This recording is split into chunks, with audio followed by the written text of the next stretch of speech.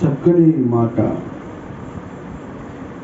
జీవం గల దేవుణ్ణి దర్శించుటకు నా హృదయము నా శరీరమును ఆనందంతో కేకలు వేయుచును.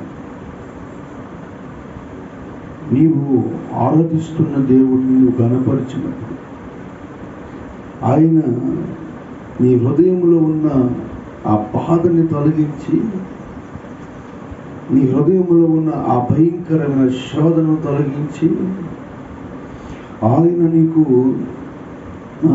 ఏం చేస్తాడంటే ఆనందాన్ని కలుగజేస్తాడు.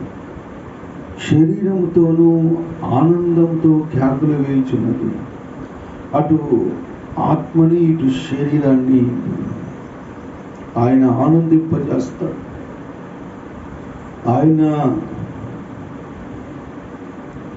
ఆయనని ఎప్పుడైతే మనం చూడగలుగుతామో, ఆయనని ఎప్పుడైతే మనము కనుగోగలుగుతామో, ఆయన ఎప్పుడైతే మనకి ప్రతిష్టం అవుతాడో అప్పుడు మనకి హృదయంలో ఆనందం, శరీరంలో ఆనందం.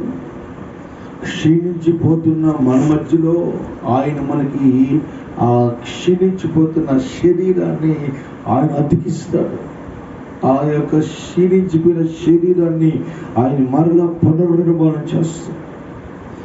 మూడు బారిపోయిన జీవితాలని ఆయన చిగురింపు చేస్తాడు. ఎప్పుడు అని అక్కడ వాక్యం రాయబడి ఉందంటే, సైన్యములకు అధిపతియగు యెహోవా నీ నివాసములు ఎంతో ధన్యములు, రమ్యములై దేవునితో సహవాసం చేసే వారి హృదయంలో ఆనందం వచ్చింది. దేవునితో సహవాసం చేసే వారి హృదయంలో దుఃఖాలు తొలగిపోతాయి, నిట్టూర్పులు తొలగిపోతాయి. అందుకని బైబిల్లో రాసుండేది, గుండె చెదిరిన వారిని నేను బాగు చేయగలిగే దేవుడను, గుండె తీసి గుండెని మళ్ళీ మార్చగలిగే దేవుడిని, ఆ గుండెలో ఉన్న వ్యాధిని తొలగించేవాడు. నువ్వు దేవునితో సహవాసం చేయాలి. దేవునితో నువ్వు సహవాసం చేసే అనుభవం. సహవాసం అంటే ఏంటి? పొద్దున్న లేచి ప్రార్థన చేసుకోవాలి, బైబిల్ చదవాలి, మందిరానికి వెళ్ళాలి, ఎప్పుడు దేవునితో దేవుని మాటలు వినాలి, దేవుని మాటలు వినటానికి ఆసక్తితో వెళ్ళాలి.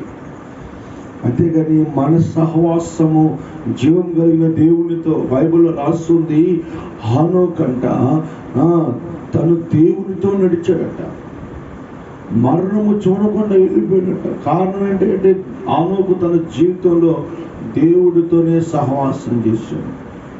నోవాకు దేవునితోనే సహవాసం చేశాడు. అబ్రహాము నోవాకుతోనే సహవాసం చేశాడు.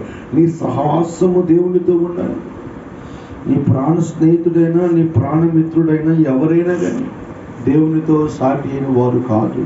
నా సహోదరి సహోదరుడా, అందుకని ఆయన మాట్లాడుతున్నాడు, జీవం కలిగిన దేవుని